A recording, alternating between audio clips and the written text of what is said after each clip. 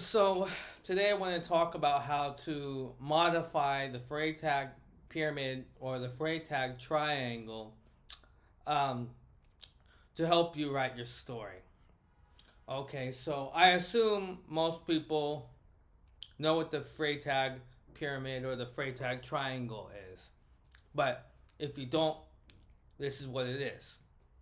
It is sort of the generic structure of a plot in a story or a narrative.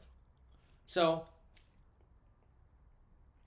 it starts out with the exposition, where the reader is introduced um, or given a sample of what is to come, with as far as who the characters are, um, the setting, the theme, the tone, things like that.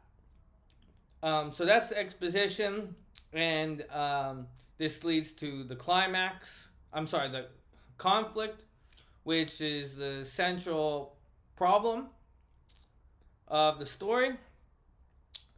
And the conflict is resolved in some way or another in the climax, which is the top part of the pyramid.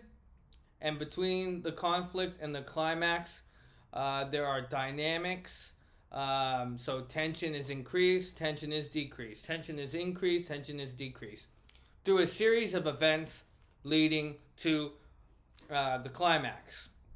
Then somehow the climax is resolved, and there are some after effects.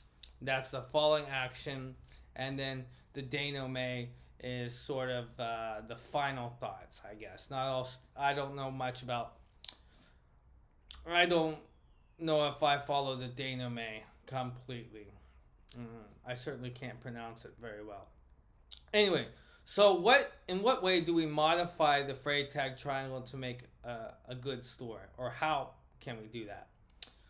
Well, the problem with a lot of the stories that I've read from students is that it spends too much time in the exposition explaining directly to the reader what's going on.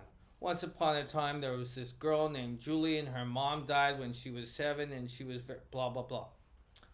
Not very interesting, in a not very interesting way of introducing your world to the reader. What I suggest is to take a point from the rising action.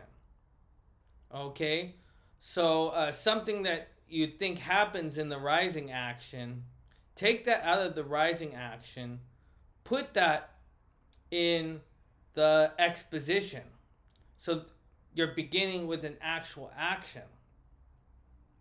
Okay, you set that up. When that event is finished, then what you're doing is flashbacking. Okay, so when you get into the conflict, this is occurring in a flashback.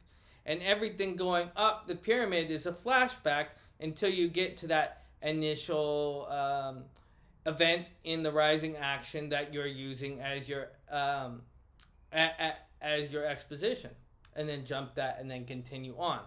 So one way to start your story strong is to just take some event in the rising action, pull it off, place it in the exposition, and then everything up to that point is flashback, and then you carry on.